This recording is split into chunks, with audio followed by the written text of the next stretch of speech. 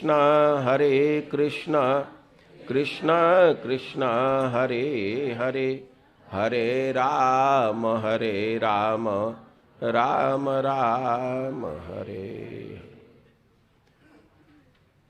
हम लोग कुछ श्लोकों की आवृत्ति करेंगे। श्लोक श्रीमद् भागवतम के 10वें स्कंध के 38वें अध्याय का 7 नंबर का श्लोक, 8 नंबर का श्लोक और आगे के भी कुछ 16-17 आवृत्ति करेंगे। सबके पास श्लोक है। श्लोक बोलने के लिए ध्यान से सुनना होता है, तब कोई भी बोल देगा। बिना सुने ट्राई करेंगे बोलने के लिए तो कठिनाई आएगी। श्लोक बोलना है तो शुरू से ही सुनना होगा। ओम नमो भगवते वासुदेवाय।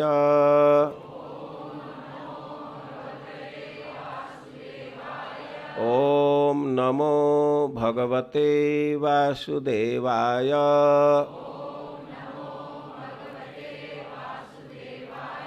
ओम नमो भगवते बत अद्य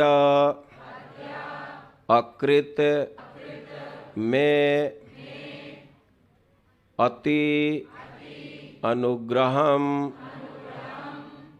द्रक्ष्ये अंघ्रिपद्मं प्रहितः अमुना हरेः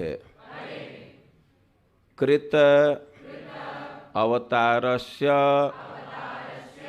दुरत्ययं तमः पूर्वे अतरन् यत् नखमण्डलत्विषा कंसो बताद्याकृतमेत्यनुग्रहम्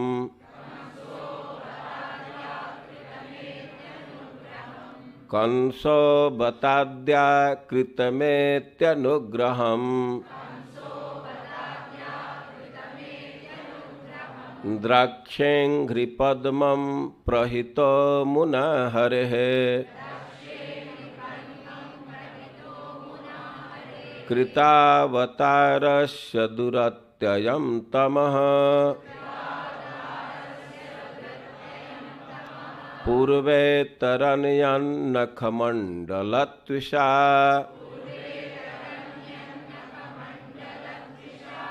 यत् अर्चितं ब्रह्मभवादिभिः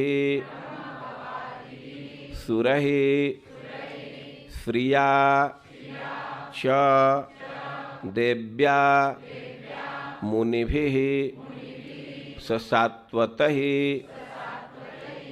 गोचारणाय अनुचरैश्चरत् वने यत् गोपिकानां कुचकुङ्कुम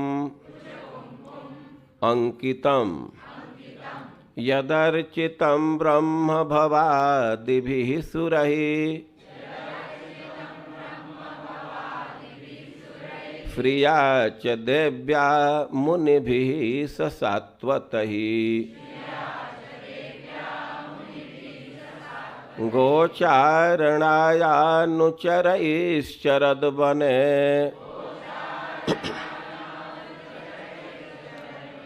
यद गोपिकानां कुचकुङ्कुमङ्कितम्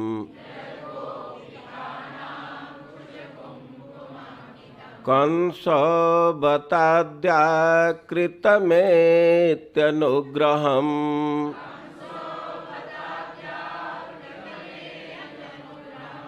द्राक्षेऽङ्घ्रिपद्मं प्रहितो मुना हरेः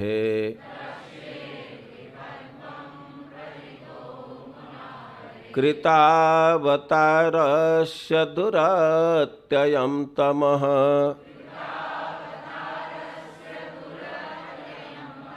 पूर्वे तरनयन्नखमण्डलत्विषा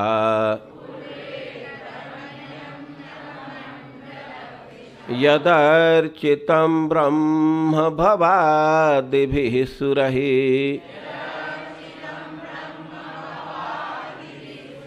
श्रिया च देव्या मुनिभिः स सात्वतैः गोचारणायानुचरैः शरदवने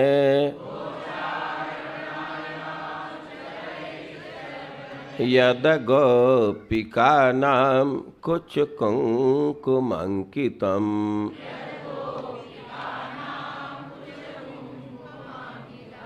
अब दूसरे पेज पर 16-17 नंबर का श्लोक। अप्यङ्घ्रिमूले पतितस्य मे विभुः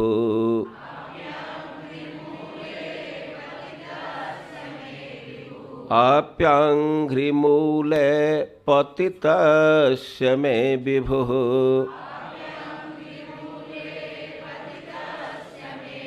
शिरस्य धास्यन् निजहस्तपङ्कजम् दत्ताभयं कालभुजङ्गरङ्घसा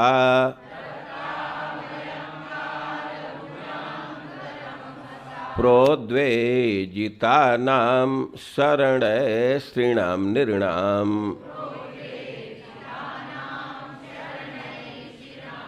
समर्हणं यत्र निधाय कौशिकः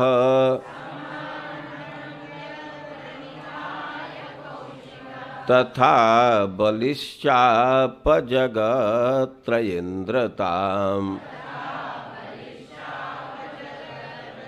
यद्वा विहारे व्रजजोषितां श्रमम्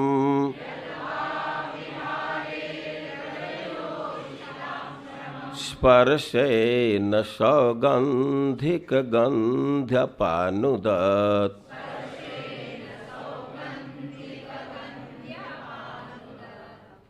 चार श्लोक आप लोग बोले, सब लोग इस चार श्लोक को साथ में बोलिए, साथ में, आगे पीछे नहीं। कंस बताद्याकृतमेत्यनुग्रहम् द्रक्षेऽङ्घ्रिपद्मं प्रहितो मुना हरेः कृतावतारस्य दुरत्ययं तमः पूर्वे तरनयन्नखमण्डलत्विषा यदर्चितं ब्रह्म भवादिभिः सुरैः श्रिया च देव्या मुनिभिः स सात्वतैः गोचारणायानुचरैः शरदवने यद गोपिकानां कुचकुङ्कुमङ्कितम् अप्यङ्घ्रिमूले पतितस्य मे विभुः शिरस्य धास्यन् निजहस्तपङ्कजम् दत्ताभयं कालभुजङ्गरङ्घसा प्रोद्वेजितानां शरणे स्त्रीणां नृणाम् समर्हणं यत्र निधाय कौशिकः तथा बलिश्चापजगत्रयेन्द्रताम् यद्वा विहारे व्रजजोषितां श्रमं स्पर्शेन सौगन्धिकगन्धपानुदत्। इन श्लोकों के अर्थ पर हम लोग थोड़े देर के बाद विचार करेंगे। हम लोग श्रीमद् भागवतम की कथा सुन रहे हैं।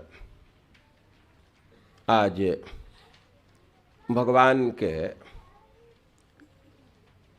ब्रज की लीला के विषय में श्रवण चल रहा है। आप लोग कई एक लीला का श्रवण सार्वभौम प्रभु जी के मुख से कर चुके हैं। भगवान ब्रज में बहुत बहुत लीला की है। गाय चराने के क्रम में एक दिन अभी अशोक वन में गए।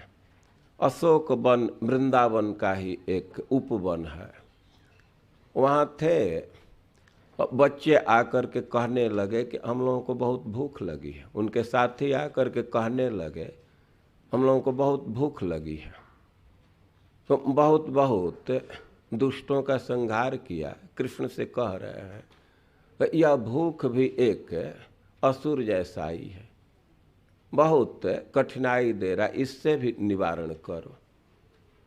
भगवान सखाओं को कहे कि यहीं बगल में यज्ञ हो रहा है, मथुरा के ब्राह्मण यज्ञ कर रहे हैं, और जा कर के वहीं से तुम लोग भात मांग लाओ।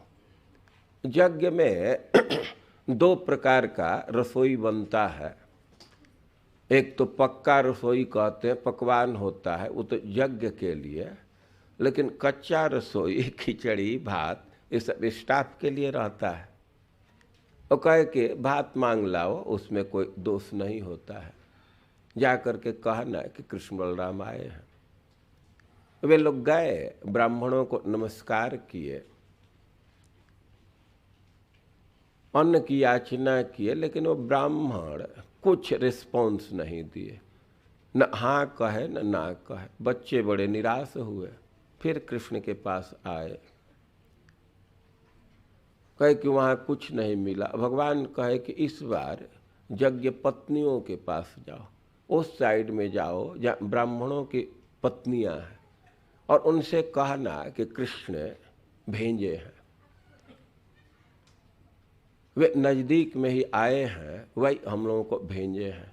जा कर के सखा लोग यज्ञ पत्नियों से कहे, और वे जे वहीं सुनी कि कृष्ण बलराम नज़दीक में आए हैं, कृष्ण हम लोगों के नज़दीक हैं, भोजन चाह रहे हैं, और बिना देर किए कई एक प्रकार का भोजन ले करके बड़ी तेजी से वे गई, कृष्ण को खिलाई। लेकिन कृष्ण भोजन करने के बाद कहे कि तुम लोग वापस चले जाओ।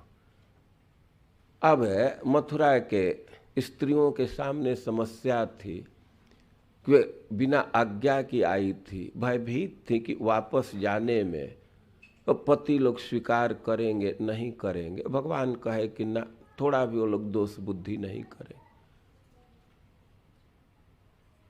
पत्नियां यज्ञ में लौट करके आई, उनके पति लोग अपने को ही धिकारने लगे, पत्नियों की प्रशंसा करने लगे कि वास्तव में इनका कितना भाग्य, हम लोग तो अभिमान में पड़ करके कुछ सुने नहीं। वे लोग यज्ञ कर रहे थे, वे लोग तो अपने स्थान पर ही रहे। सुखदेव गोस्वामी कह रहे हैं कि भगवान भी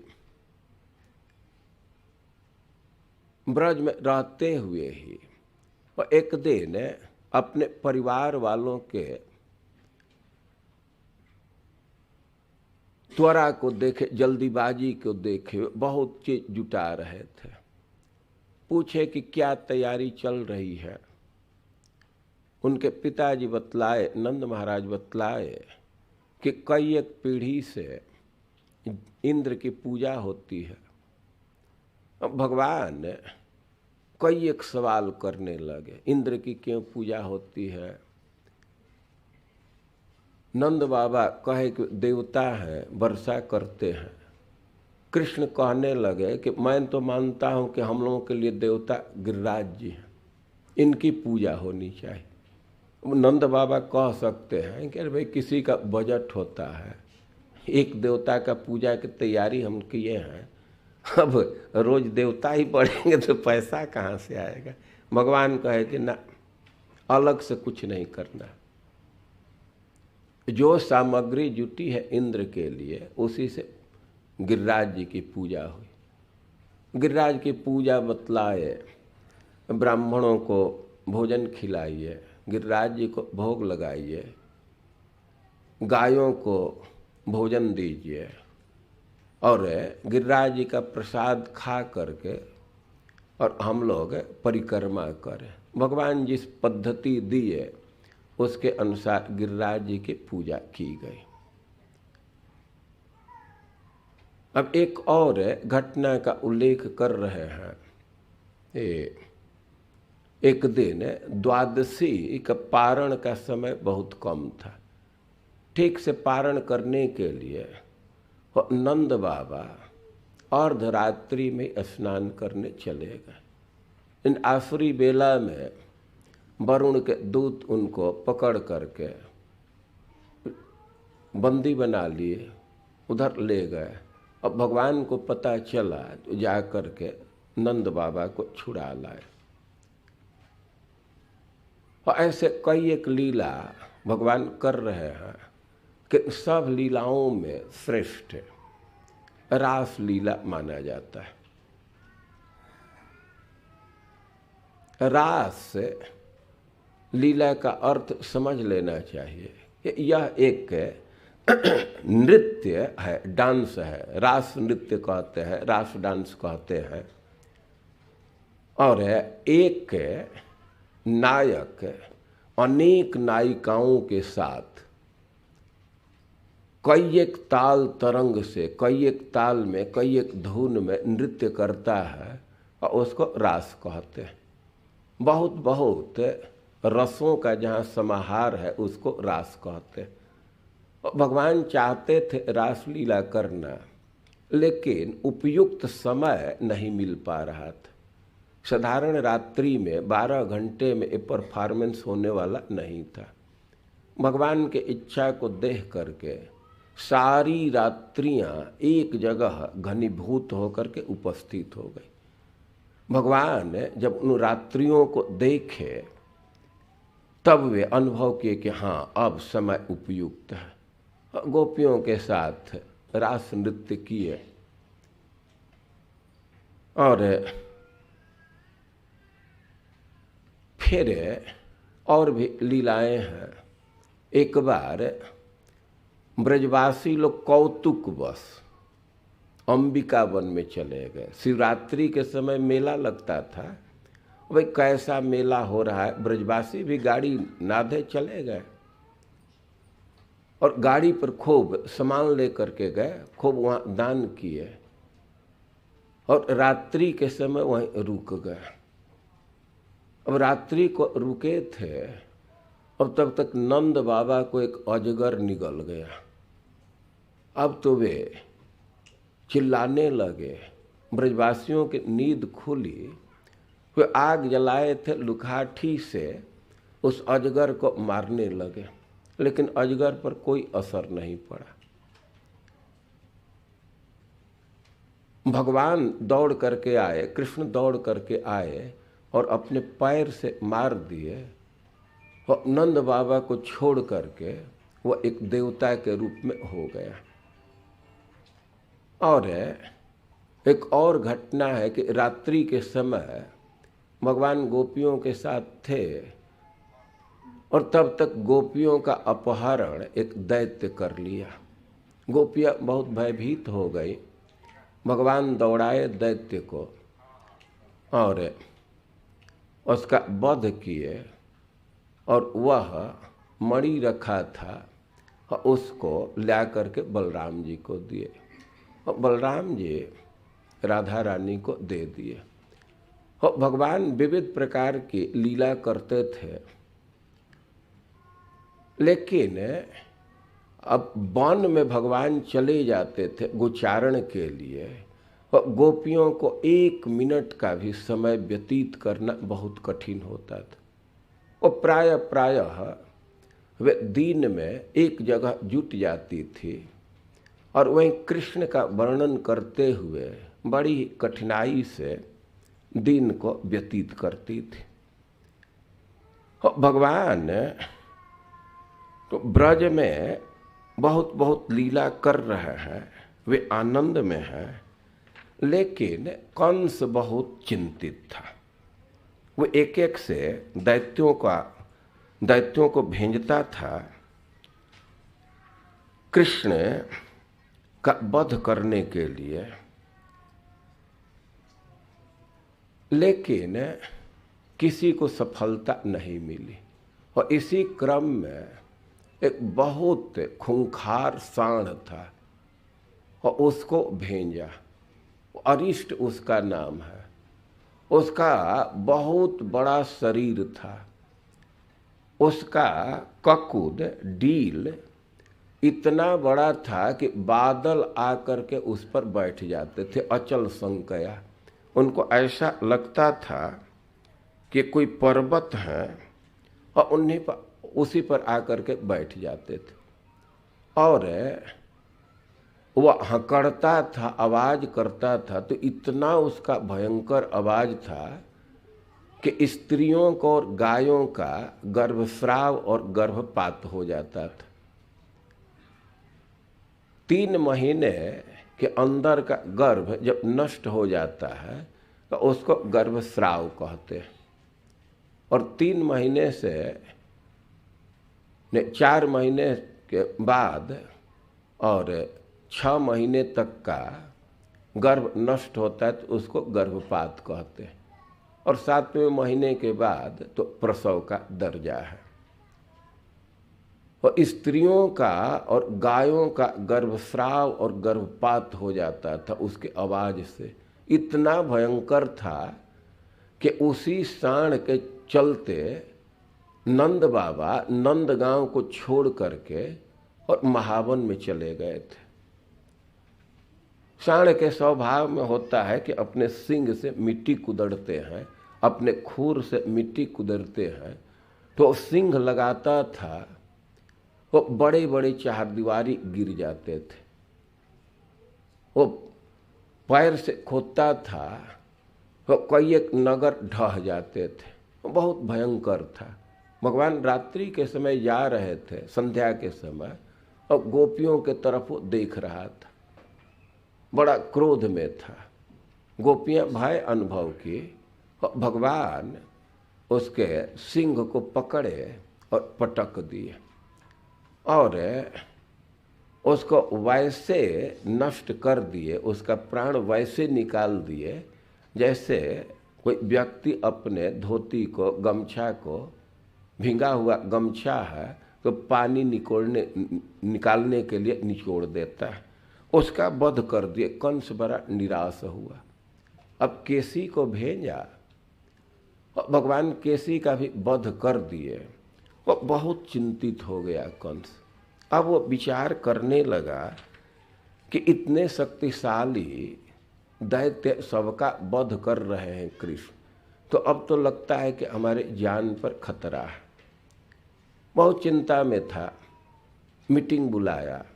उसके सभासद कहने लगे कि हम लोगों की नीति ठीक नहीं है।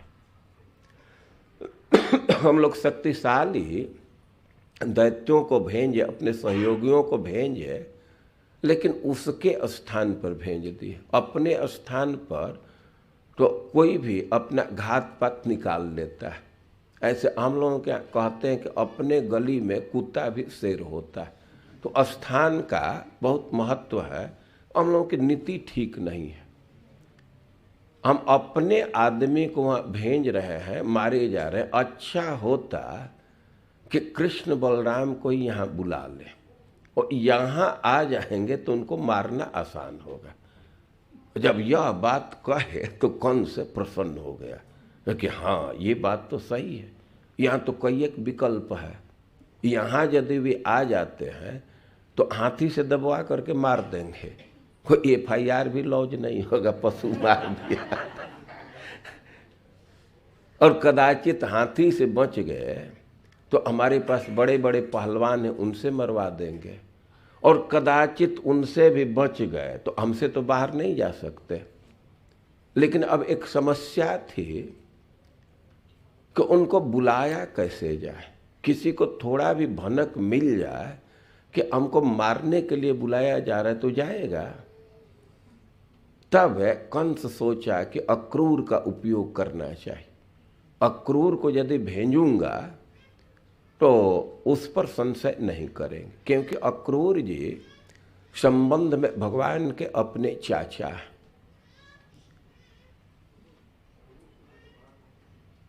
वसुदेव जी के वे भाई हैं। तो अब कंस विचार कर रहा है कि यदि अक्रूर को भेजते हैं तो उसको संशय नहीं होगा, और वे एक नया रथ बनवा करके रखा था, सोने का रथ रखा था।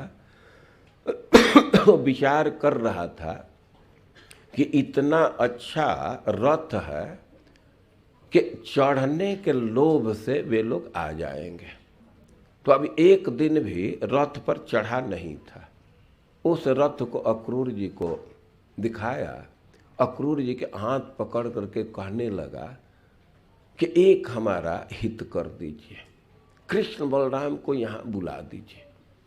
यदि कृष्ण बलराम को यहाँ ला देंगे तो हमारा सब संकट खत्म, पृथ्वी पर निष्कंटक राज्य हो जाएगा। हमको भय केवल 2 बच्चों से है। यदि उनका भय खत्म हो जाए तो हमें कहीं से भय नहीं। अरे जरासंध बड़ा पहलवान है, लेकिन तो अपना फादर इन लॉ है, उससे तो कोई भय है नहीं। द्विवेद बड़ा पहलवान है, लेकिन वो हमारा फ्रेंड है, मित्र है, उससे भय नहीं है। इतना कार्य कर दीजिए, पृथ्वी निष्कंटक हो जाएगी। अक्रूर जी कंस के दरबार में स्टाफ थे। स्वामी की आज्ञा मानना होता है। सुने और कहे कि स्वामी, व्यक्ति मनोरथ तो बहुत करता है, लेकिन दैवो ही फल साधक। वो तो भाग्य अनुकूल होता है तो मनोरथ पूर्ण होता है, नहीं तो केवल मनोरथ करने से तो पूर्ण नहीं होता है। अब मनोरथ विफल होता है तो व्यक्ति शोक में पड़ जाता है, सफल होता है तो हर्ष में पड़ता है। लेकिन हमको ये आज्ञा दे रहे हैं तो हम आपके आज्ञा का पालन करेंगे। वो अक्रूर जी को एक काम दिया। अब इधर नारद जी गए और कंस से कहने लगे, अरे तुम जानते हो ये यादवों को तुम अपना मानते हो, ये देवता लोग इनके रूप में आए हैं, और ये देवकी वसुदेव तुम्हारे साथ कितना बड़ा छल किए हैं। वो कृष्ण बलराम का जन्म यहीं हुआ था, ये लोग जाकर के वहाँ रख दिए। अब तो बहुत क्रोधित हुआ कि हमारे साथ ऐसा छल। और उधर कंस को जाकर के कहा। कंस तो तुरंत देवकी वसुदेव को मारना चाहता था, लेकिन अब नारद जी कहे कि ना, उनको मार दोगे तब तो अब वे भाग जाएंगे, कहीं तुम्हारे हाथ से निकल जाएंगे, शत्रु वर्तमान रहेंगे। और वसुदेव देवकी यहाँ जीवित रहेंगे तो माता पिता के स्नेह से यहाँ वे आ जाएंगे, तो तुमको उनको मारना आसान रहेगा। तब कंस छोड़ दिया। देवकी वसुदेव की हत्या नहीं किया। हाँ, उधर अक्रूर जी भगवान के पास गए नहीं, नारद जी भगवान के पास गए और वे उनसे कहने लगे कि जल्दी ही कंस का वध देखेंगे, पारिजात हरण करेंगे, सब भविष्य के लीला का वे सूचना देने लगे। भगवान को प्रणाम करके आए। और अक्रूर जी को कंस आज्ञा दिया, आज्ञा को स्वीकार किए। लेकिन जिस दिन मीटिंग हुआ और उस दिन एकादशी का दिन था। और एकादशी को वैष्णव लोग विशेष नियम रखते हैं। बहुत सारे वैष्णव हैं, रात्रि जागरण करते हैं। तो अब यहाँ से कथा बोल रहे हैं 38वें अध्याय में सुखदेव गोस्वामी कि अक्रूरो पिचताम रात्रि मधुपुरिया महामती उषित्वा रथमास्थाय पययु नंद गोकुलम। एकादशी को तो वहीं रुक गए, लेकिन दूसरे दिन रथम आस्थाय, रथ पर बैठ करके प्रययौ नंद गोकुलम, अक्रूर जी ब्रज में गए और ब्रज में जा रहे हैं रथ पर बैठ करके, तो उनकी क्या चेतना है, उनके मन में क्या आ रहा है, और उसमें से कुछ अंश को यह प्रस्तुत किया जाएगा। वो कह रहे हैं कि गच्छन पथि महाभागो भगवत अम्बुजेक्षणे भक्तिम पराम उपगत एवमेतद चिंतयत। अब ब्रज की यात्रा कर रहे हैं और भगवान के भक्ति में वृद्धि हो गई, उनके भक्ति बढ़ गई, और बढ़े हुए भक्ति के अनुसार एत देव चिंतित, वे रास्ते में सोचते हुए जा रहे हैं, किम मया चरितम भद्रम किम तप्तम परमम तप। अरे मैं कौन शुभ आचरण किया हूँ, कौन तपस्या किया हूँ, किस वैष्णव को दान दिया हूँ कि यद द्रक्ष्याम्यद्य केशवम, कि आज हमको केशव का दर्शन होगा। ये भगवत प्राप्ति के साधन है, तपस्या, वैष्णवों को दान, या और भी जो शुभ आचरण है। कि मैं तो कुछ किया नहीं, कभी पूर्व जन्म में किया हूँ क्या, आखिर तो कुछ तो शुभ आचरण होगा, तभी तो आज ऐसा संयोग मिला है कि हम केशव का दर्शन करेंगे। फिर उनके मन में विचार आ रहा है कि न ममैतत् दुर्लभम मन उत्तम श्लोक दर्शनम। अरे हमको तो यह सुलभ नहीं, हमारे लिए तो दुर्लभ है। विषयात्मनो यथा ब्रह्म कीर्तनम शूद्र जन्मन, कि भगवान तो उत्तम श्लोक हैं, बड़े बड़े उत्तम लोग उनके जस का गान करते हैं, उनका दर्शन नहीं हो सकता। मैं तो विषयी व्यक्ति हूँ, नौकरी में रहा, हमको कहाँ से दर्शन होगा। हमारे लिए तो भगवान का दर्शन वैसे दुर्लभ है जैसे किसी व्यक्ति का शूद्र कुल में जन्म हुआ है तो उसके लिए वेद का अध्ययन दुर्लभ है। शूद्र कुल में जन्मा व्यक्ति वेद नहीं पढ़ पाता है, और वैसे ही हमारा जीवन तो ऐसे विषय में बीता कि हम कहाँ से कृष्ण का दर्शन करेंगे। लेकिन फिर कह रहे कि ना, हमको दर्शन होगा ही। कैसे दर्शन होगा कि संयोग से कभी कभी देखा जाता है कि कोई चांस नहीं दिख रहा, घटित हो जाता है, घटना हो जाती है। उदाहरण दे रहे हैं कि नदी में बाढ़ है तो लकड़ी उसमें बह रहा है, बीच धारा में है। अब नजदीक आने का, तट पर आने का कोई चांस नहीं है, बीच धारा में बह रहा है। और तब तक देखा जाता है कि हवा का झकोरा लगा तो हवा के झकोरे से तट पर आ जाता है। और उसी तरह हम तो काल नदी में बह रहे हैं, विषयी व्यक्ति हैं, लेकिन संयोग ऐसा लग रहा है कि हमको दर्शन होगा ही। और यदि दर्शन कृष्ण का हो जाता है तो हमारा जीवन सफल हो जाएगा और सब हमारा अमंगल नष्ट हो जाएगा। और वे कैसे ये आशा रख रहे हैं कि आपको दर्शन होगा। तो अब अक्रूर जी के मन में विचार आ रहा है, कह रहे हैं, कंस बताद्या कृत में त्यनुग्रहम द्राक्षेघ्रि पद्मम प्रहित मुना हरे कृतावतारस्य दुरत्ययं तमः पूर्वे तरनयन नखमंडल त्विषा। कह रहे हैं कि शुभ लक्षण दिख रहा है। कंस दुष्ट व्यक्ति है और ऐसा दुष्ट व्यक्ति भी हमारे लिए अनुकूल हो गया, यह एक शुभ लक्षण है। यह भेज रहा है, यह तो कृष्ण के दर्शन का सहायक नहीं है। लेकिन अब ऐसी परिस्थिति है कि कंस जैसा दुष्ट व्यक्ति अपने से ट्रांसपोर्ट दे करके भेज रहा है, तो यह अनुकूल परिस्थिति लग रही है, तो इस आधार पर हम कह सकते हैं कि दर्शन होगा ही।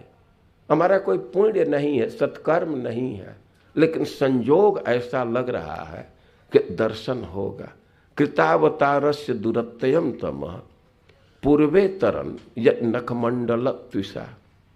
भगवान के चरणों का दर्शन होगा। अरे भगवान के चरण का दर्शन कुछ महत्वपूर्ण चीज है। अरे कि हमारा ऐसा भाग्य दिख रहा है कि प्रकट उनके चरणों का दर्शन होगा। कृतावतारस्य, इस समय तो अवतरित हो करके नंदगांव में ही है और प्रकट दर्शन होगा।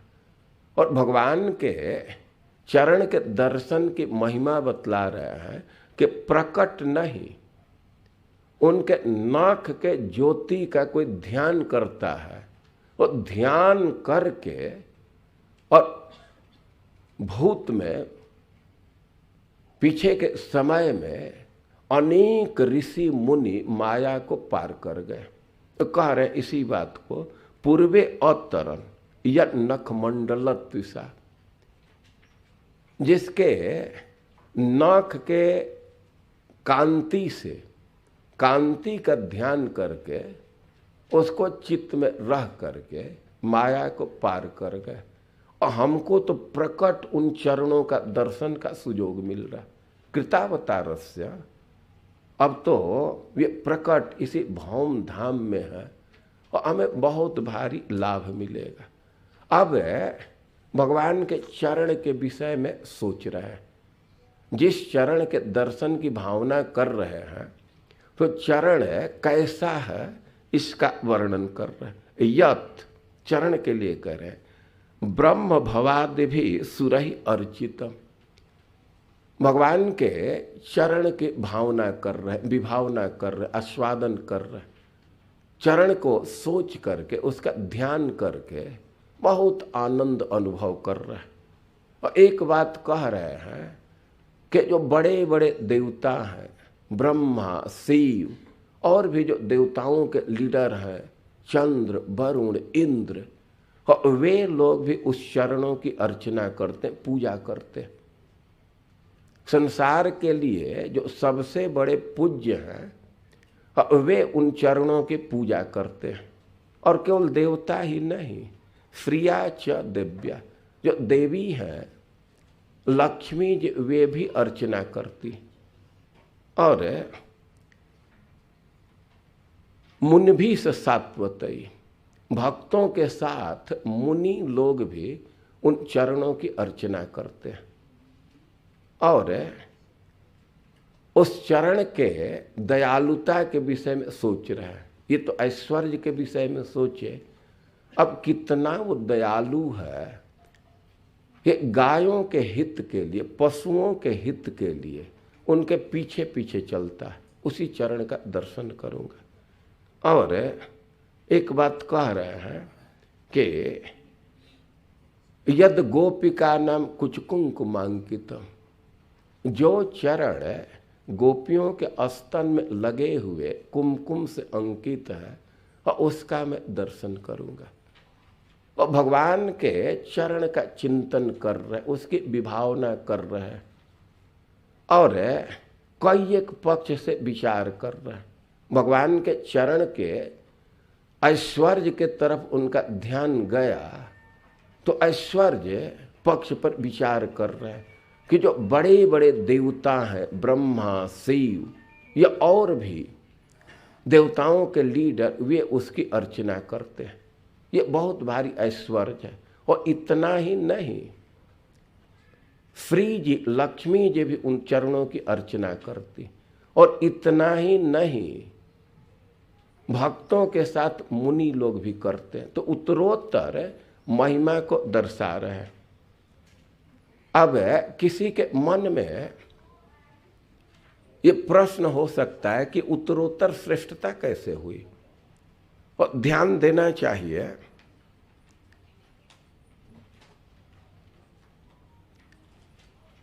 कि देवता लोग पूज्य माने जाते हैं। देवता का अर्थ ही है पूज्य। अब देवता जिसकी अर्चना कर रहे हैं तो वह कितना ऐश्वर्यपूर्ण है, लेकिन अब देवता पूजा करते हैं, इससे भी अधिक ऐश्वर्य प्रकट हो रहा है, महिमा प्रकट हो रही है कि लक्ष्मी जी उसकी पूजा करती है। देवताओं की स्थिति है कि वे लोग लक्ष्मी जी के कृपा कटाक्ष चाहते हैं। सारे देवता प्रयत्नशील रहते हैं कि लक्ष्मी जी अनुकूल भाव से देखें। रास प्रसंग में गोपियां कृष्ण से प्रार्थना कर रही हैं उनको अंगीकार करने के लिए, और मानो कृष्ण उनको कह सकते हैं कि अरे तुम लोग दासी क्यों बनना चाहती हो, अपने घर में रहोगी तो स्वामिनी रहोगी और उसको छोड़ करके, अपने पति को छोड़ करके यहाँ दासी क्यों बनना चाहती। गोपियां प्रार्थना की हैं कि हमको दास्य दीजिए। गोपियां कह रही हैं कि हम लोगों के आदर्श लक्ष्मी जी हैं, लक्ष्मी जी दासी बन करके रहती है, इसलिए हम लोग भी रहेंगे। और इस क्रम में कह रही हैं वे लोग कि जस्या स्ववीक्षण कृतेन्य सुर प्रयास तद्वद वयम च भवेम दास्य। लक्ष्मी जी को भगवान छाती पर स्थान दिए, वहां कोई दूसरी स्त्री नहीं है। स्त्री के स्वभाव में है कि एकाधिकार चाहती है अपने पति पर, अब कोई दूसरे स्त्री का अधिकार वे बर्दाश्त नहीं करती, वे एकाधिकार चाहती हैं। तो बक्षसी पदम, भगवान उनको एक स्थान दे दिए हैं, छाती पर स्थान दिए हैं, लेकिन लक्ष्मी जी वो छाती के स्थान को छोड़ करके चरण की सेवा चाहती है। वो चरण की स्थिति है कि पहले से ही तुलसी जी को स्थान दिए हैं भगवान। एक स्त्री है और सारंगानम पदाम्बुजम, भक्तों का स्थान तो चरण ही है, और लक्ष्मी जी उस स्थान को छोड़ करके जहाँ कोई सौत नहीं है, अपने सौत के साथ रह करके और भक्तों के, पुरुषों के संघट में, भीड़ में रह करके भी चरण की सेवा चाह रही। कोई भी स्त्री है और पुरुषों के समाज में लज्जा अनुभव करती है, लेकिन गोपियां कह रही हैं कि लक्ष्मी जी तो पुरुषों के बीच में भी रह करके, अपने सौत के साथ भी रह करके और आपके चरण की सेवा चाह रही। और जस्या स्ववीक्षण कृतेन्य सुर प्रयासा, उनके अनुकूल दृष्टि के लिए देवता लोग सक्रिय रहते हैं। और यहाँ ध्यान देने की बात है कि देवता और लक्ष्मी जी के विषय में विचार किया जाए तो वे देवता लोग लक्ष्मी की अपेक्षा रखते हैं, लेकिन जो भक्त लोग हैं तो वे लक्ष्मी जी की अपेक्षा नहीं रखते। तो इस दृष्टि से भक्त लोग भी भगवान की सेवा कर रहे हैं, तो देवताओं से भी ऊपर, देवताओं की सेवा से भी ये अधिक श्रेष्ठता को बतला रहा है। समझ रहे इस बात को? तीन ग्रुप है, एक तो लक्ष्मी जी हैं, लेकिन देवता लोग हैं तो लक्ष्मी सापेक्ष, उनकी अपेक्षा रखते हैं, लेकिन भक्त लोग हैं तो लक्ष्मी निरपेक्ष है, उनसे कोई आशा नहीं रखते, तो भक्त लोग भी सेवा करते। इतना इसका ऐश्वर्य है। और वही चरण गायों के पीछे पीछे चलता है, गायों के हित के लिए, वो कितना कृपालु है। और सबसे महत्वपूर्ण बात कह रहे हैं कि यद गोपिका नाम कुछ कुंकुमांकितम, वो गोपियों के स्तन में लगे हुए कुमकुम से अंकित, ये सबसे महत्वपूर्ण बात। वो कोई कहेगा कैसे कह रहे हैं सबसे महत्वपूर्ण बात, और आचार्यों का विचार है कि श्लोक में ध्यान देख सकते हैं। यदर्चितम, यत शब्द का प्रयोग किए। अब देवताओं के पूजा की बात हुई, श्री जी की पूजा की बात हुई, भक्तों की पूजा की बात हुई, गायों के पीछे पीछे चलने की बात हुई तो उसके साथ तो यद शब्द का प्रयोग नहीं कर रहे हैं। लेकिन जब गोपियों के कुमकुम के अंकन की बात आई तो यद शब्द का प्रयोग कर रहे हैं। तो यद शब्द का पुनः प्रयोग दर्शा रहा है कि सबसे महत्वपूर्ण पक्ष को दर्शा रहे हैं। वो कह रहे हैं कि यद गोपिका नाम कुछ कुंकुमांकित, अक्रूर जी रथ पर बैठे हैं, घोड़े चल रहे हैं, लेकिन वे भगवान के चरण के चिंतन में तल्लीन है, उसी में निमग्न है, उसी पर विचार कर रहे हैं। अब एक प्रश्न हो सकता है कि अक्रूर जी भगवान के मधुर पक्ष का स्मरण कर रहे हैं, वे तो दास्य भाव के भक्त हैं और भगवान का गोपियों के साथ जो संबंध है तो माधुर्य रस है। तो दास्य भक्ति में हो करके वे अब माधुर्य रस का आस्वादन कैसे कर रहे हैं? ये क्या रसाभास नहीं है? सिद्धांत समझना चाहिए कि कभी कभी देखा जाता है कि माता पिता भी अपने पुत्र और वधू के मधुर व्यवहार का चिंतन करते हैं, आपस में बातचीत करते हैं। वह बेटा है, उससे वात्सल्य रस से जुड़े हैं माता पिता, लेकिन बेटा का विवाह हो गया, अपने पत्नी के साथ उसका क्या व्यवहार है माता पिता आपस में चर्चा कर लेते हैं। ये तो जो माता पिता के पुत्र वधू पुत्र हैं उनको अनुभव होगा और वे आपस में बातचीत करते हैं और अपने बेटा और पतोह के संबंध को व्यवहार पर विचार कर रहे हैं, उस पर चर्चा कर रहे हैं, तो उससे बेटा के प्रति स्नेह कम नहीं होता है। ऐसा नहीं है कोई चर्चा कर रहे हैं माता पिता तो बेटा के प्रति स्नेह कम हो जाएगा। तो उसी तरह यह रसाभास नहीं है।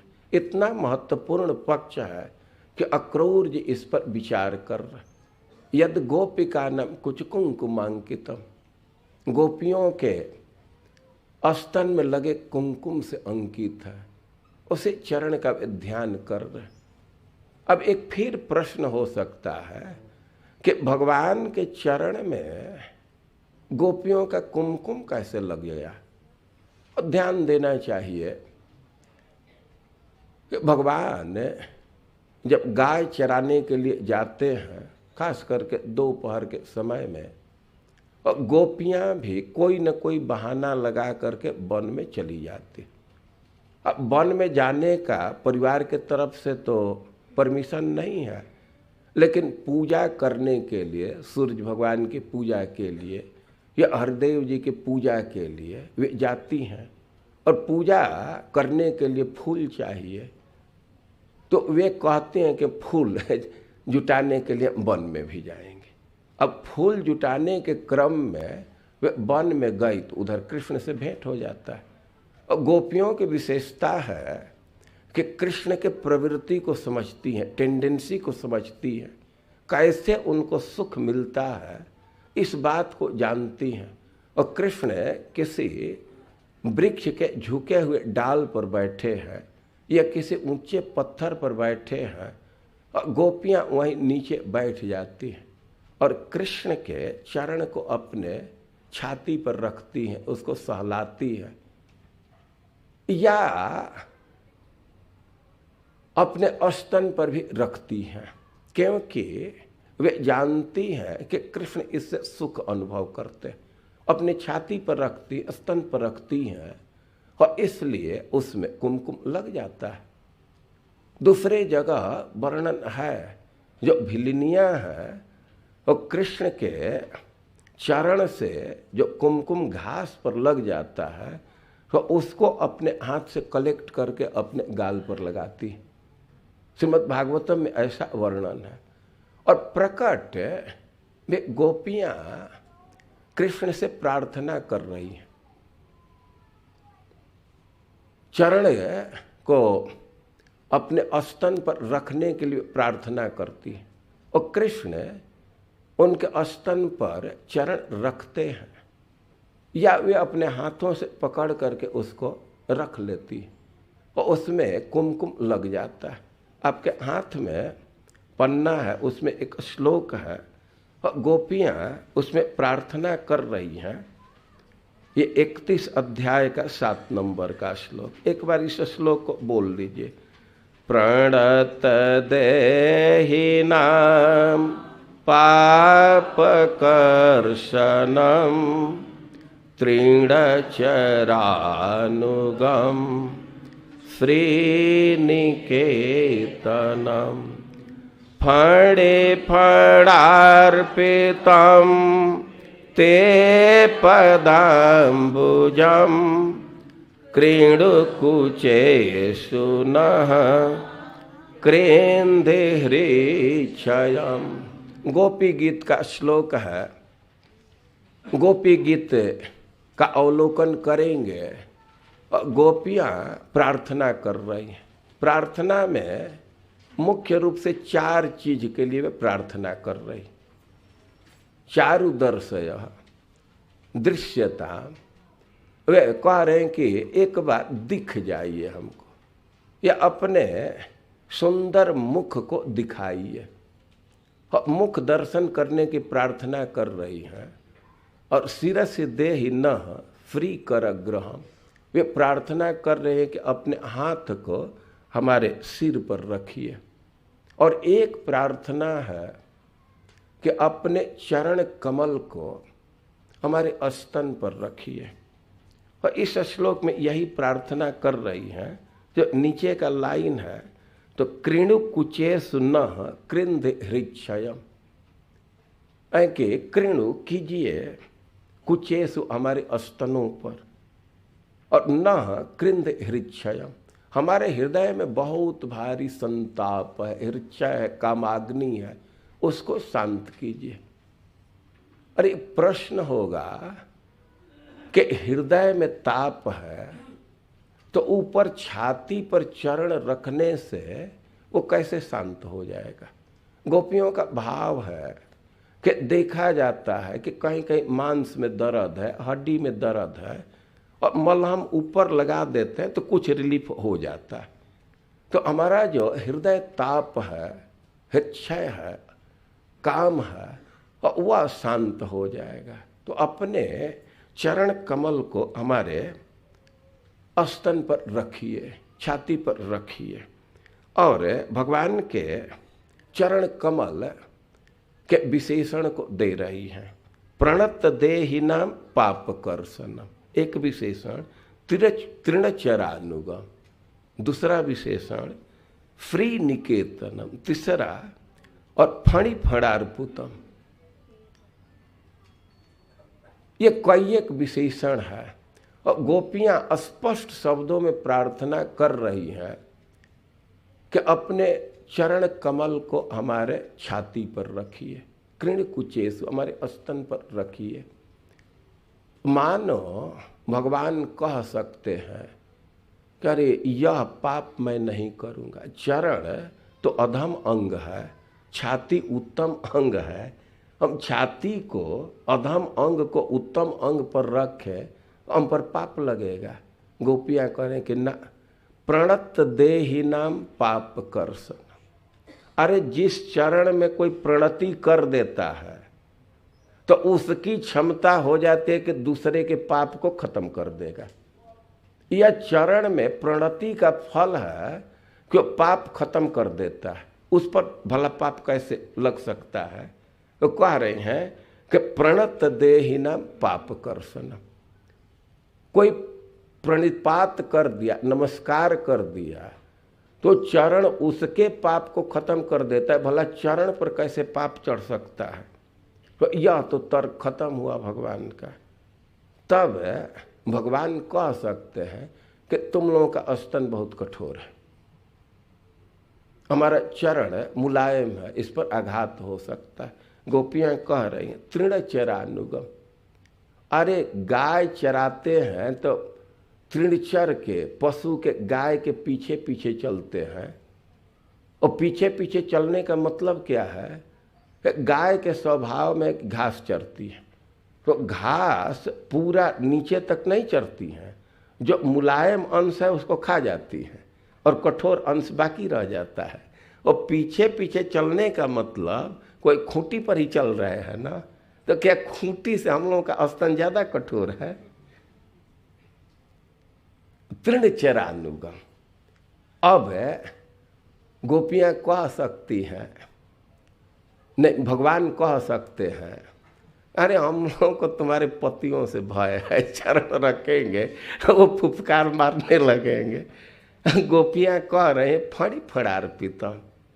अरे कालिए के मस्तक पर आपको चरण रखने में भय ही नहीं है। कालिए नाग के मस्तक पर चरण रखे तो हमारे पति के कालिए से भी अधिक खूंखार है। और फिर भगवान कह सकते हैं अच्छा ठीक है ये भी बात हुई, लेकिन तुम लोग अपने स्तन को इतना सजाई हो और हम चरण रख दें तो उसका सौंदर्य बिगड़ जाएगा। गोपियां कह रहे फ्री निकेतनम। अरे आपके चरण तो सौंदर्य के भंडार हैं।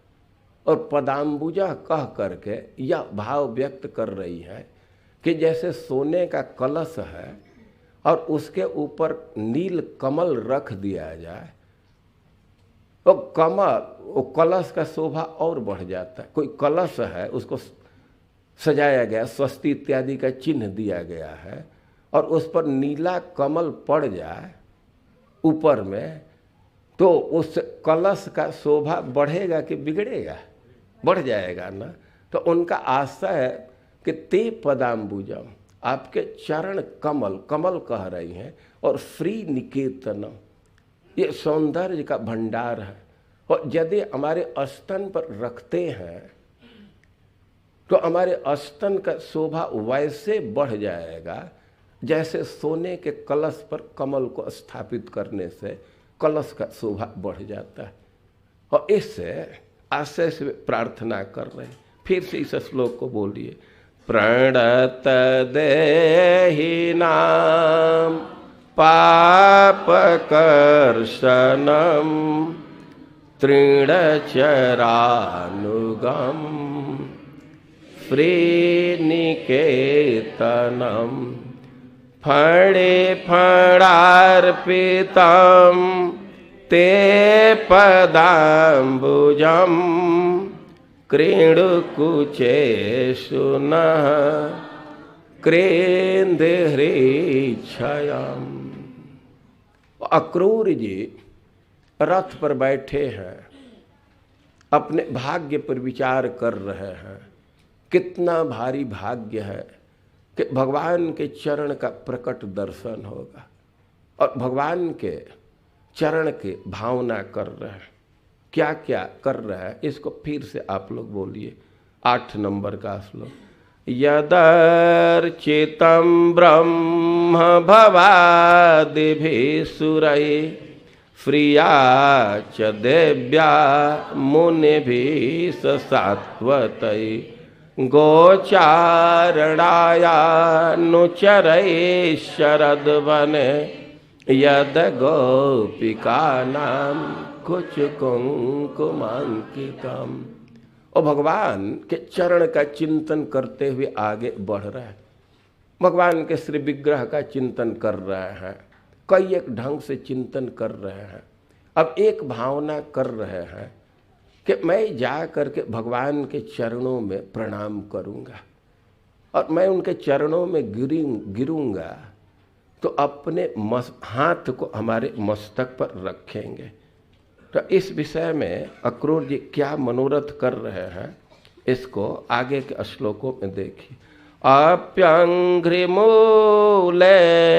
पतितस्य मे विभुः शिरस्य धास्यन् निजहस्तपङ्कजम् दत्ताभयं कालभुजङ्गरङ्गसा प्रोद्वेजितानां शरणे श्रीणां नृणाम्। अक्रूर जी मनोरथ करते हुए जा रहे हैं।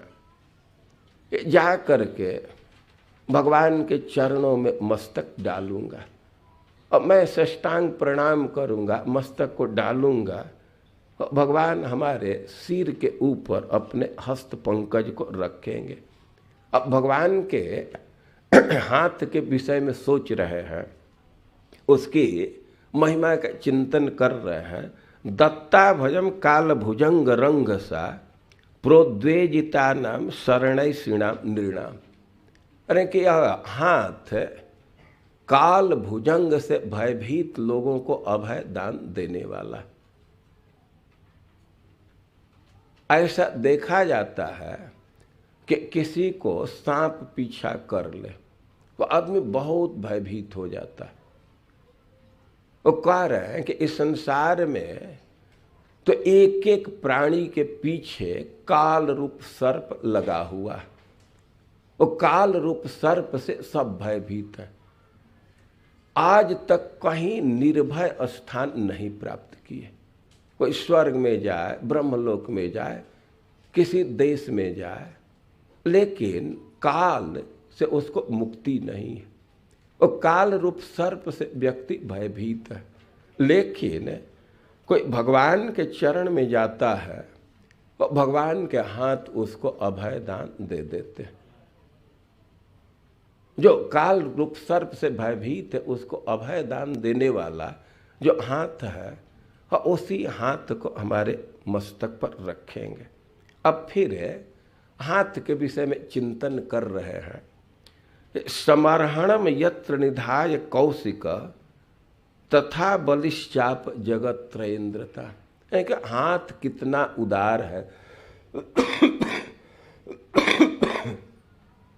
उस हाथ में बलि महाराज थोड़ा सा संकल्प का जल प्रदान किए। बलि महाराज को भूमंडल का दान करना था, तिंडेक भूमि का दान करना था, तो उसके लिए संकल्प कराया गया। और भगवान के हाथ में वे जल दिए। जब भी वे दान करना चाहे, संकल्प कराना चाहे, तो उनकी पत्नी जाजली सोले के कलश में पानी ले आई और थोड़ा सा जल दिए और कह रहे हैं कि उसका फल हुआ बलिश्चाप जगत त्रयेंद्रता। बलि को इंद्र पद मिल गया। बात समझना चाहिए कि इस कल्प में तो भगवान स्वर्ग छीने बलि से। बलि का कब्जा था, लेकिन छीन करके इंद्र को लौटा दिए, अदिति को लौटा दिए। लेकिन अगले मनवंतर में उनका रिजर्व हो गया। वो यज्ञ करा रहे थे, एक यज्ञ बाकी था। अभी बलि महाराज को स्वर्ग प्राप्त करने की योग्यता नहीं थी, इंद्र पद प्राप्त करने की योग्यता नहीं थी। इंद्र पद के लिए न्यूनतम योग्यता है कि 100 अश्वमेध यज्ञ पूरा होना चाहिए। शक्र शतक्रतु कहते हैं। बलि महाराज का 99 यज्ञ पूरा हो गया, तो 100वां चल रहा था। तब तक भगवान सब छीन लिए, लेकिन शुक्राचार्य को कहे कि यज्ञ पूरा करा दीजिए, क्योंकि भगवान को बलि महाराज को इंद्र पद देना है। और अब वे क्वालिफाइड हो गए, यज्ञ पूरा हो गया है और उनका अगले मनवंतर में पद रिजर्व है। वो कह रहे हैं कि उस हाथ में थोड़ा सा जल अर्पित करने का यह फल मिला। समर्हणम यत्र निधाय कौशिकस तथा बलिश्चाप जगत त्रयेंद्रता यदवा विहारे ब्रजजोषिताम श्रमम स्पर्शे न सौगंधिक गंध अपानुदत। और ये भावना कर रहे हैं कि जिस हाथ से गोपियों के पसीना को पोछे हैं, और उसी हाथ को हमारे मस्तक पर रखेंगे। कितना हमारा भाग्य होगा। यदवा विहारे ब्रजजोषिताम श्रमम। गोपियां जब रास नृत्य कर रही थी, और रास में नृत्य करते करते थक गई, उनके गाल पर, उनके कपोल पर श्रम बिंदु आ गए, पसीना का बिंदु आ गया। भगवान अपने हाथ से उन पसीना को पोंछे। स्पर्शेन सौगंधिक गंध अपानुदत। और भगवान के हाथ के विषय में एक तथ्य दे रहे हैं कि उसमें सौगंधिक कमल का गंध है। सौगंधिक कमल स्वर्ग में होता है और उसमें बहुत अधिक गंध होता है।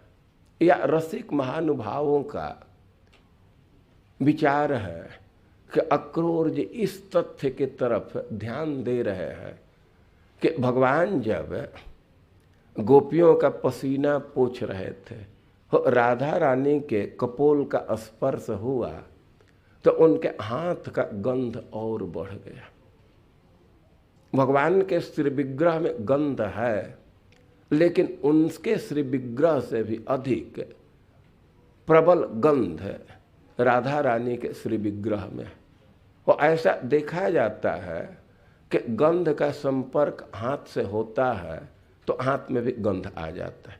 खूब सुगंधित फूल है और हाथ से उसको रखिए कई एक बार तो हाथ में गंध आ जाता है। और सौगंधिक गंध उपानुदत।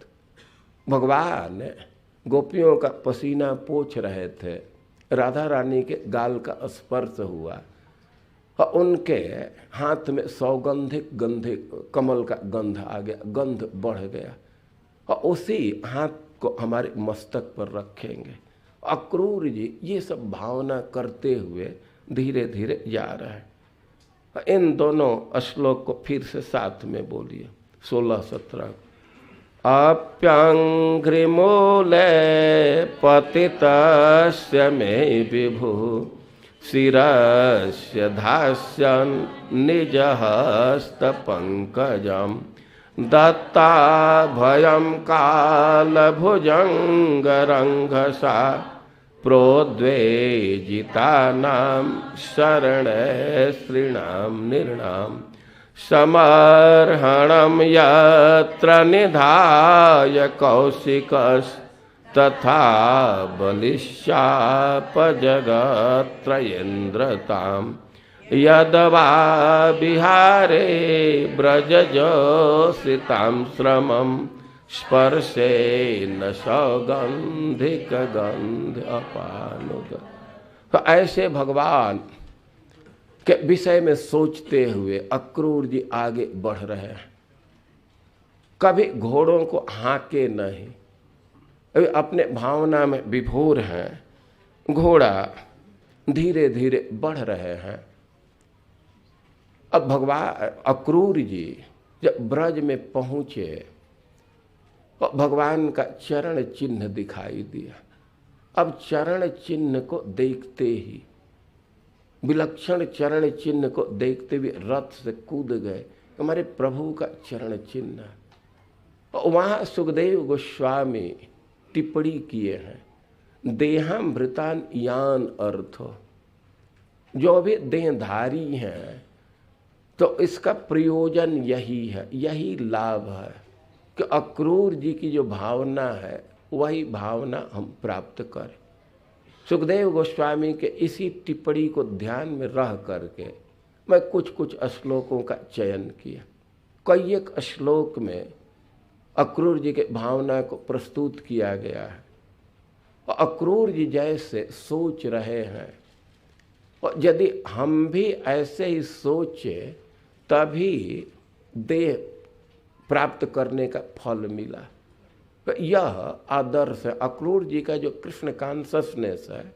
तो ये मॉडल कृष्ण कॉन्शसनेस, इसी के अनुरूप बढ़ना है। हम तो पूरे भावनाओं को नहीं रख पाए, कई एक श्लोक में है, लेकिन एक नमूना के तौर पर कि कैसे हमको सोचना होता है। अक्रूर जी सोचते हुए जा रहे हैं, चरण चिन्ह को देख करके तो उसी में कूद गए, लौटने लगे। कंस का भय नहीं किए, किसी प्रकार का संकोच नहीं किए। अब वहाँ जब गए गोपियों को पता चला कि कृष्ण को लेने के लिए आए। अब तो इतना सुनते ही उनके हृदय में ताप बढ़ गया, इतना ताप बढ़ा कि अपने ही सांस से उनके मुख झुलस गए। और गोपियां इकट्ठा होकर के विधाता को गाली देने लगी, अहो विधातस्तव न क्वचित दया। अरे विधाता, तुम्हारे हृदय में थोड़ी भी दया नहीं। दो प्रेमियों को एक साथ मिलाते हृदय में प्रेम डाल करके अब ये प्रेम में तृप्त नहीं हुए हैं, तब तक व्यर्थ का तुम अलग कर देते हो। विधाता कह सकता हम क्या कर रहे हैं, क्रूरस्तम क्रूर समाख्यास्मन, बहुत भारी पाप कर रहे हो। तुम ही अक्रूर नाम रह करके आए हो, अपना स्वभाव से तो क्रूर हो, लेकिन अपने स्वभाव को छिपाने के लिए नाम अक्रूर रख लिए। क्रूरस्तम क्रूर समाख्यास्म, पद बहुत अच्छा पाए हो, बड़ा पद, लेकिन बहुत भारी पाप कर रहे। दत्तम हर से बताज्ञवत, दत्तापहार का पाप लगेगा। देखिए दत्तापहार का पाप बड़ा होता है। आपके घर में फिस्ट है और फ्रेंड सर्किल या संबंधित चाहते हैं कि हमको निमंत्रण मिले। अब जो आशा लगा करके बैठा है, घनिष्ठ संबंध है, उसको निमंत्रण नहीं देते हैं तो यह भी दोष ही माना जाता है। लेकिन दोष है, लेकिन अब विचार कीजिए कि किसी को निमंत्रण दिए, प्लेट लगा दिए, सब चीज़ उसमें रखे और उसको खींच लेंगे तो बड़ा दोष हो जाएगा ना। निमंत्रण न दिए वो भी दोष है, लेकिन उससे बड़ा दोष है कि निमंत्रण दे करके सब चीज़ उसको परोस करके प्लेट खींच लीजिए। और गोपियाँ करें कि ऐसा दोष लगेगा। हमको आँख दे करके आँख छीन रहे हो, वो बहुत भारी दोष लगेगा। वे आँख छीन रहे, इसका क्या अर्थ है? गोपियों का आशय है कि अब जो आँख कृष्ण को देखा है और दूसरे जगह टिके ही गए नहीं, तो आँख रहना न रहना बराबर है। तो हमारे देखने की प्रवृत्ति ही खत्म हो जाएगी, तो हमारे आँख कोई छीन रहे। गोपियाँ ऐसे विलाप कर रही हैं। कृष्ण तो रथ पर बैठे, गोपियाँ विचार करने लगे कि जीवन हम लोगों को जीना है और लज्जा किस दिन के लिए रखेंगे। कृष्ण के सामने आना चाहें, लेकिन रास्ते में उनको जड़ता विकार आ गया, कुंठित हो गई, स्तब्ध हो गई, जड़ीभूत हो गई। भगवान ने संदेश दिए कि आयास्य मैं आऊँगा, और भगवान मथुरा के तरफ बढ़े। यमुना जी में स्नान करने के लिए अक्रूर जी रथ को रोके, रथ को एक वृक्ष के नीचे खड़ा कर दिए, कृष्ण बलराम को वहीं छोड़ दिए। वे यमुना जी में गए स्नान करने के लिए, लेकिन डुबकी मारे तो कृष्ण बलराम को उसमें देखे। उनको भ्रम हो गया कि वे लोग आ गए हैं क्या, फिर बाहर निकले, वे देख रहे हैं कि रथ पर ही हैं, फिर डुबकी लगाए, फिर वहाँ देख रहे हैं, और अब देखने लगे कि कृष्ण के सेवा सारे देवता कर रहे हैं, शेष नाग पर लेटे हुए हैं, सब देवता स्तुति कर रहे हैं, सब चीज उनके अंदर है। अक्रूर जी तो बहुत आश्चर्य में पड़ गए। एक प्रश्न उठाया गया है कि भगवान अपना यह रूप क्यों दिखा रहे हैं अक्रूर को। उत्तर दिया गया है कि अक्रूर जी कृष्ण बलराम को रथ पर बैठा करके नंदगांव से मथुरा के तरफ चल दिए, लेकिन उनके मन में बार बार विचार आ रहा था, कंस दुष्ट है, कहीं इन बालकों का वध कर दिया, कुछ क्षति कर दिया तो सब दोष हम पर आएगा। वो कृष्ण के विषय में बहुत चिंतित हो रहे थे। यद्यपि वे दास्य भाव के भक्त हैं, लेकिन वात्सल्य भी उभर रहा था, और इसी भय को दूर करने के लिए भगवान यह रूप दिखाए कि हमारा नहीं कोई कुछ कर सकता। कृष्ण बलराम को रथ पर लेकर के रोड से आ रहे हैं, लेकिन दूसरे ब्रजवासी खेत के रास्ते से चले गए। अक्रूर जी यद्यपि रथ पर हैं, लेकिन रास्ते में गोपियां आकर के गिर गई थी। आसपास के गांव के गोपियों को पता चला कि अक्रूर कृष्ण बलराम को मथुरा ले जा रहा है। वे दौड़ करके उस रोड पर आती, लेकिन रोड पर ही मूर्छित होकर के गिर जाती थी। तो रोड पर इतनी गोपियां मूर्छित होकर के गिरी थी कि अब तेजी से रथ नहीं ले जा सकते थे, किसी के शरीर पर चढ़ा करके नहीं ले जाएंगे।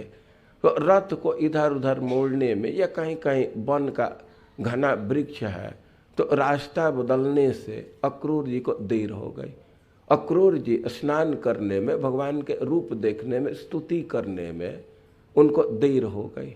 और जो दूसरे ब्रजवासी थे वे मथुरा के नज़दीक पहुंच गए, लेकिन एक उपवन में, उपवन मासाद्य प्रतीक्षन्तो व तस्थिरे, वे कृष्ण बलराम की प्रतीक्षा में खड़े थे। उनके मन में आशंका हो रही थी कि कोई अनिष्ट हुआ, क्या हुआ, क्यों नहीं आ रहे हैं। कृष्ण बलराम वहाँ पहुँचे, भगवान रथ से उतरे, अपने सखाओं से मिले। अक्रूर जी से कहने लगे कि रथ ले लीजिए आप और नगर में प्रवेश कीजिए। अक्रूर जी कहने लगे, नाहम भवद्भ्याम रहिते प्रवेक्षे नगरम प्रभु, मथुराम प्रभु, हम आपको छोड़ करके नहीं मथुरा में जाएंगे और आपको भी नहीं छोड़ना चाहिए। भक्तम ते भक्त वत्सल, आप भक्त वत्सल में भक्त हो। अक्रूर जी प्रार्थना करने लगे कि आप संकोच मत कीजिए, हमारे घर आइए, गोपालों के साथ आइए। प्रस्ताव दे रहे हैं कि संकोच मत कीजिए कि ग्रुप में है तो कैसे हम चलें, हमारे घर में पर्याप्त सामग्री है। वे प्रार्थना करने लगे, पुनिही पाद रजसा, अपने चरण धूलि से हमारे घर को पवित्र के। गृहान्न गृह मेधी, हम गृह मेधी हैं। हम लोगों का ऐसा जीवन होता है कि रोज कुछ न कुछ हिंसा हो जाती है। हमारे घर को अपने चरण धूलि से पवित्र कीजिए, हमारे घर को सनाथ कीजिए। अक्रूर जी की भावना है कि हम तो भगवान के सेवक हैं, तो हमारा तो सब कुछ भगवान का हुआ, और भगवान जब तक घर में नहीं गए तब तक तो अनाथ ही है। वह प्रार्थना कर रहे हैं, पुनिही पाद रजसा, अपने चरण रज से हमारे घर को पवित्र कीजिए। और सिद्धांत दे रहे हैं कि जिस घर में आपका चरण धोवन पड़ जाता है, एक बार अवसर मिल जाता है धोने का, छिड़कने का, तो सारे देवता तृप्त हो जाते हैं, पितर तृप्त हो जाते हैं, अग्नि संतुष्ट हो जाते हैं। और जिस व्यक्ति से पितर संतुष्ट हैं, अग्नि संतुष्ट है, देवता संतुष्ट हैं, तो उस घर में समृद्धि रहती है। एक बार अवसर मिलने से हमारे पितर सदा सर्वदा के लिए संतुष्ट हो जाएंगे। मानो भगवान कहे कि भाई चरण धोवन से तुम्हारे पितर संतुष्ट होंगे, घर पवित्र होगा, तो हमको कोई कठिनाई नहीं है, लाओ कोई कमंडल, चरण धो करके ले जा करके छिड़क देना। लेकिन ना, हमारी स्पृहा है कि जैसे बलि महाराज अपने यज्ञ मंडप में आपको बैठा करके आपका चरण धोए, वैसे मैं धोना चाहता। और कई एक श्लोक में प्रार्थना करने लगे। भगवान कहे कि आयास्य भवतोगे हम आर्य समन्वित, मैं अपने बड़े भाई बलराम जी के साथ तुम्हारे घर आऊँगा, लेकिन यदुकुल द्रोहम हत्वा, ये यादवों को द्रोह करने वाले, कष्ट देने वाला कंस है, और इसका वध करने के बाद आऊँगा। अब तो अक्रूर जी जैसे तैसे घर में गए और भगवान वहाँ कुछ देर रुक के और फिर मथुरा के दर्शन के लिए निकले। अब मथुरा के दर्शन के लिए निकले, मथुरा में प्रवेश किए और एक धोबी मिला, वो कपड़ा धो करके ले जा रहा था। भगवान उसे याचना किए, अरे भाई हम लोगों को भी एक आध जोड़ी दे दो कपड़ा। वो भगवान पर आक्षेप करने लगा। अपना पोजीशन नहीं देखते हो, तुम इस कपड़े पहनने लायक हो। अब भगवान उसको मारे एक थप्पड़ और इसी से उसका गर्दन खत्म हो गया। प्रश्न लोग करते हैं कि भगवान मारे क्यों, कपड़ा मांग रहे हैं और नहीं दे रहा है तो गलती क्या की है? कपड़ा नहीं दिया, मान लीजिए कि यह गलती नहीं है, यह भी गलती है। भगवान मांग रहे हैं और न देना ये अपने आप में गलती है। लेकिन अब थोड़े देर के लिए मान लीजिए कि यह गलती नहीं है, तो आक्षेप करने का क्या अधिकार था? वो भगवान पर बहुत बहुत आक्षेप कर रहा था। मार दिए, खत्म। आगे बढ़े, अब मार दिए, कपड़ा फ्री हो गया, सब सखा लोग ले लिए कपड़ा। लेकिन कपड़ा तो पहन लिए, साइज पे ढंगा था। आगे गए तो दर्जी मिला, और उससे कहे कि भाई हम लोगों का कपड़ा थोड़ा स्टिच करके साइज से कर दे। तो सबका कपड़ा फिट कर दिया। भगवान उसको सारूप्य मुक्ति दिए। अब सुदामा माली के घर पर चले गए तो ये तो बड़े प्रसन्न हुए, बहुत सत्कार किए, अपने भाग्य की प्रशंसा करने लगे, पितर तृप्त हो गए। आज हमारा भाग्य खुल गया, कोई हमें सेवा का अवसर दीजिए। और भगवान उसकी इच्छा को देख करके,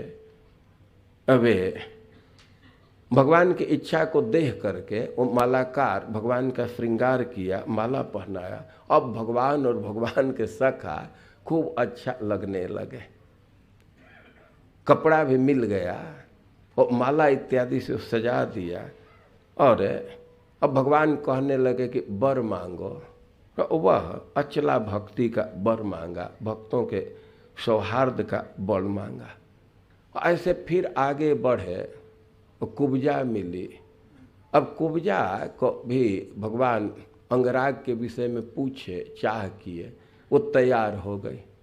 और भगवान के दर्शन का फल दिखाते हुए भगवान वहीं रोड पर ही सबके देखते देखते उसके शरीर को सीधा कर दिए। अब तो भगवान गए थे धनुष यज्ञ देखने के लिए, कंस इसी का आयोजन किया था। ओ भगवान पूछे कहाँ धनुष का स्थान है, कहाँ धनुष का, लोग बतलाए, उधर गए। जो धनुष के रक्षा करने वाले थे मना कर रहे थे, लेकिन भगवान उसमें घुसे और धनुष को उठाए, धड़ से तोड़ दिए।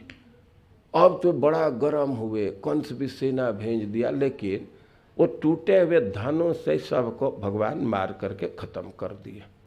अब इसके बाद तो रंग भूमि में जहाँ मल्ल युद्ध का आयोजन था वहाँ जा रहे थे, तो दरवाजे पर हाथी था और हाथी को पिलवान प्रेरित किया मारने के लिए। भगवान भी हाथी को छेड़े, इधर से पकड़ रहे, उधर से। हाथी तो बहुत परेशान हो गया। वो सोचता था कि कृष्ण को पकड़ लेंगे, लेकिन भगवान इधर से उधर होकर के बच जाते थे। फिर आगे बढ़ने लगे। अब आगे बढ़े तो सोचता था कि अपने दांत से मार दे। वो आगे बढ़ते बढ़ते दौड़ा तो कृष्ण एक जगह गिर गए। तो सोचा कि यहाँ गिरा है तो इसको अपने दांत से कुचल दूं, मार दूं। तब तक भगवान वहाँ से उठ गए और वो दांत तो मारा क्रोध में। अब जमीन पर जोर से मारने से उसके दांत में बहुत कष्ट हुआ, वो मूर्छित होकर के गिर गया। भगवान उसके दांत को उखाड़ लिए और उसी को लेकर के रंग भूमि में गए। अब वहाँ गए, युद्ध का आयोजन था, जोड़ी दे दिया गया और भगवान को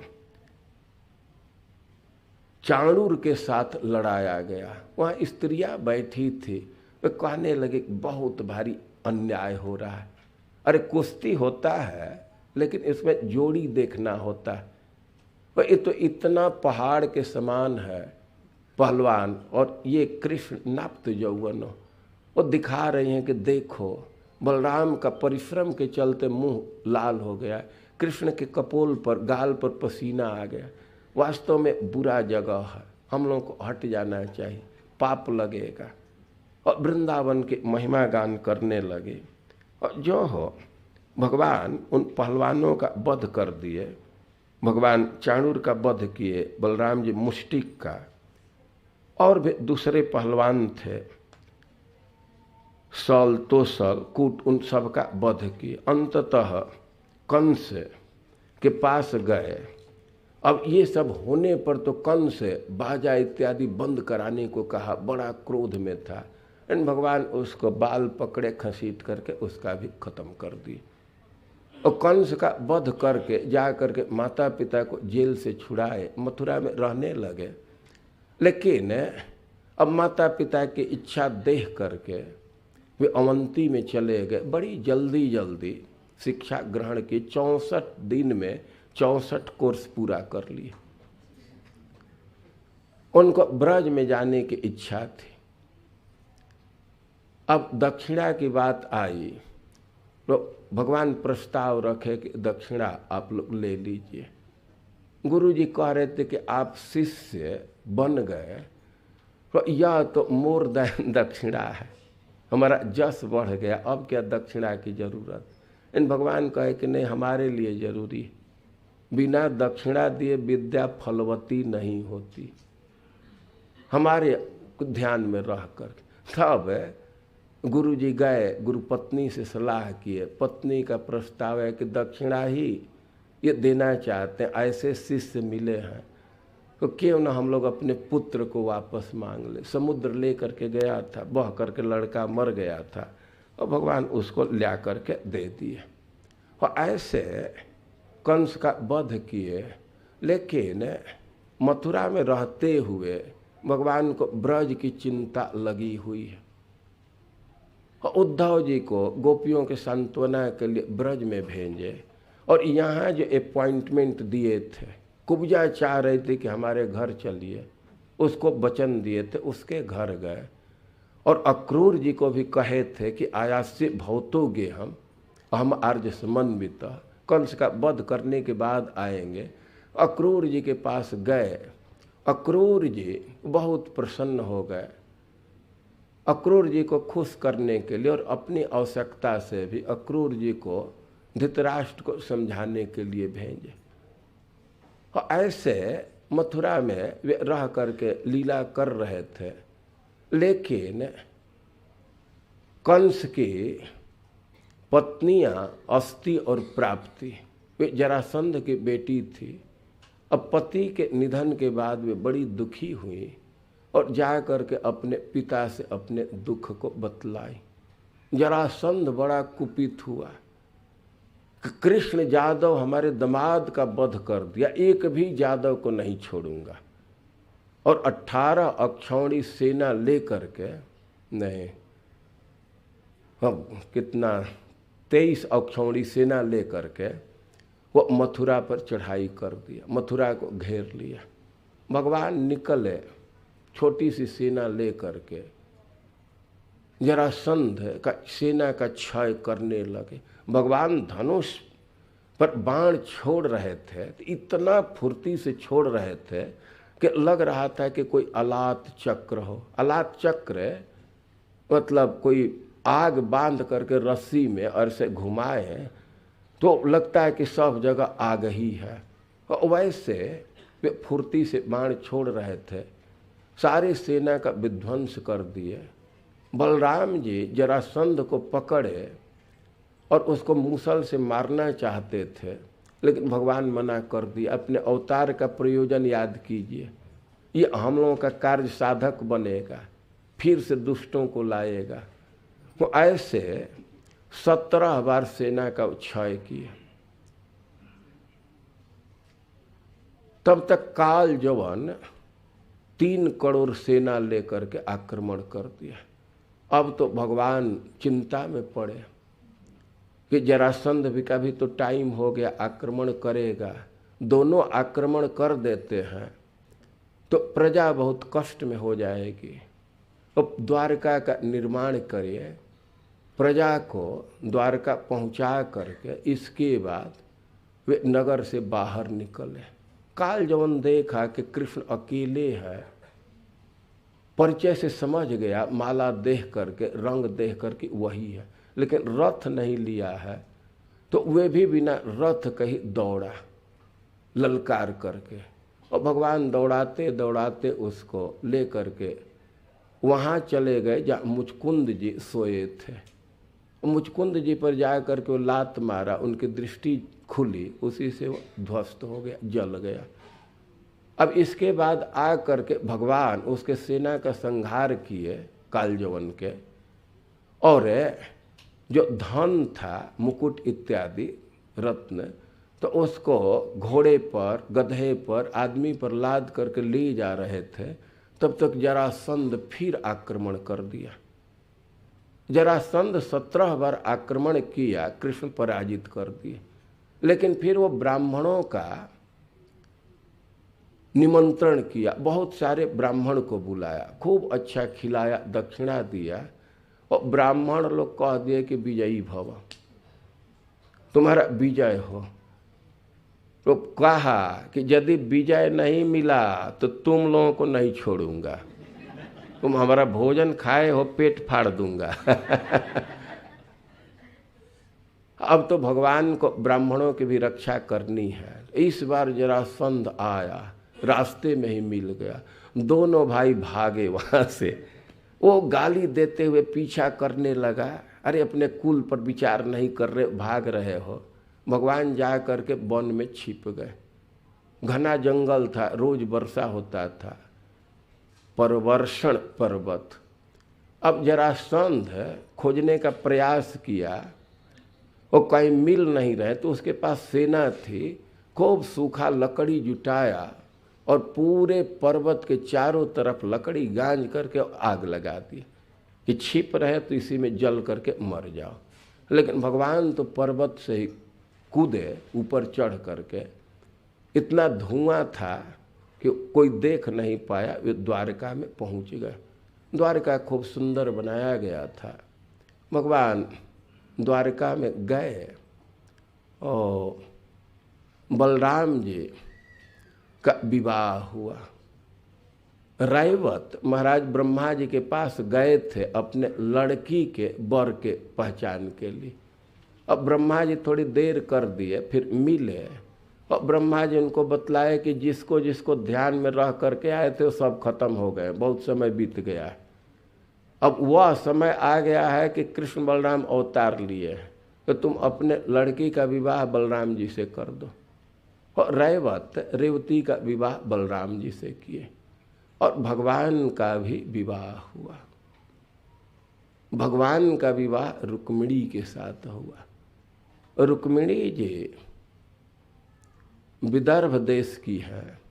उनके पिताजी कृष्ण से विवाह करना चाहते थे। रुक्मिणी जी कृष्ण के विषय में सुन चुकी थी नारद के मुख से और उन्हीं को पति के रूप में वर्ण कर चुकी थी। लेकिन रुक्मिणी के भाइयों को यह पसंद नहीं था, वे मना कर दिए। रुक्मिणी जी कृष्ण के पास एक पत्र लिखी, एक ब्राह्मण के हाथ से भेजी, सब डिटेल दी कि हमारे पति तो आप हो गए हैं, हम यही अपेक्षा रख रही हैं कि आपके पत्नी का स्पर्श कोई दूसरा न करे, और बहुत समय नहीं है, परसों ही विवाह का तिथि है। और रुक्मिणी जी यह भी बतलाई कि यह चिंता मत कीजिए कि वहाँ मैं राजघराने की लड़की हूँ, सुरक्षा में रहूँगा, एक अवसर आएगा। तो हमारे कुल की परंपरा है कि विवाह के पहले लड़की दुर्गा के मंदिर में जाती है, वही एक अवसर है, उसी समय हमारा आप अपहरण कर लीजिए, हमको ले आइए। भगवान उस ब्राह्मण को कहे कि हम भी रुक्मिणी के लिए व्यग्र हैं, हमें भी नींद नहीं आती, आप जाइए मैं आऊँगा।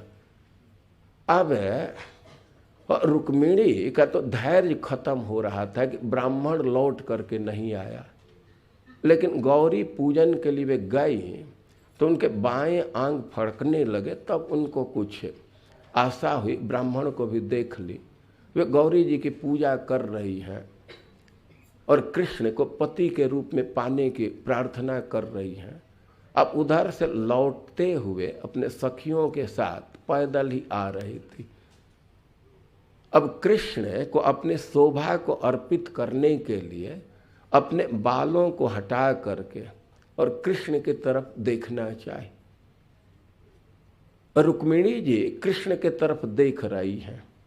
सुखदेव गोस्वामी कह रहे हैं कि अपने शोभा को अर्पित करना चाहती, अपने सौंदर्य को अर्पित करना चाहती, लेकिन वे कृष्ण के तरफ देखने के लिए अपना घूंघट हटाई, बाल हटाई, और कई एक राजाओं की दृष्टि रुक्मिणी जी के मुख पर पड़ गया। अब राजाओं की यह स्थिति हो गई कि रुक्मिणी जी के शोभा को देख करके अपना शुद्ध बुद्ध खो गए। जो रथ पर थे, रथ से भूमि पर गिर गए, हाथी पर थे तो हाथी से नीचे गिर गए। स्पष्ट शब्द है, पेतऊ भूमऊ, एकदम भूमि पर गिर गए। और भगवान रुक्मिणी को रथ पर बैठाए और द्वारका की तरफ बढ़ गए। सब राजा और बड़ी क्रोध में, हमारे रहते हुए अहिर का लड़का इस लड़की को ले जाएगा, राजकुमारी को एक गोप ले जाएगा, ऐसा नहीं हो सकता।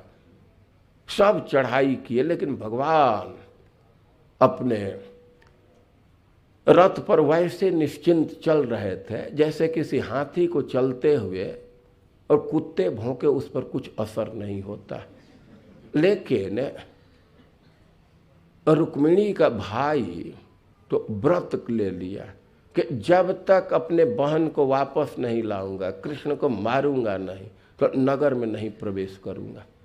वो बहुत प्रयास कर रहा था, भगवान इग्नोर ही कर रहे थे, लेकिन अब हद कर दिया तो भगवान उसको पकड़े और उसको बांध दिए और उसके बाल को काट दिए। बलराम जी उधर जादवी सेना के साथ थे, सब राजाओं को पराजित करते हुए यहाँ आए तो देखे कि रुक्मी को बांध दिए हैं भगवान, तुरंत उसको खोल दिए।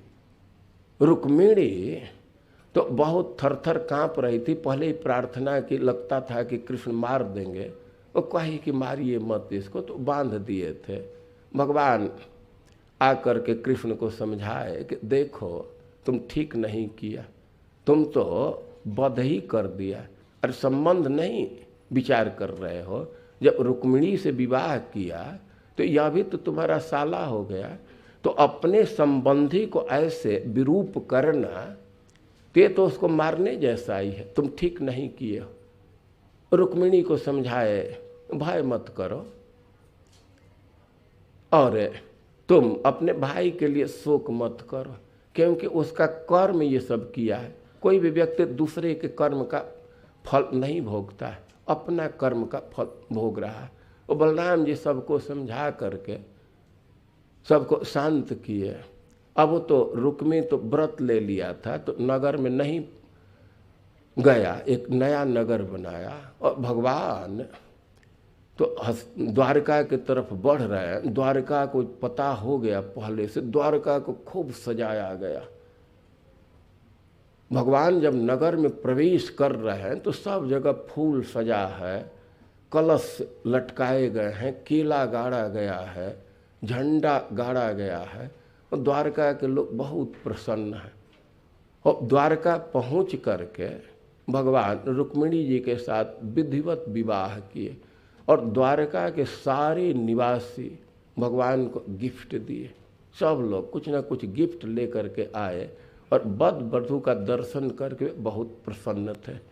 ऐसे भगवान के एक विवाह हुआ, और भी अनेक विवाहें हैं जिसकी कथा हम लोग कल सुनेंगे। हरे कृष्णा।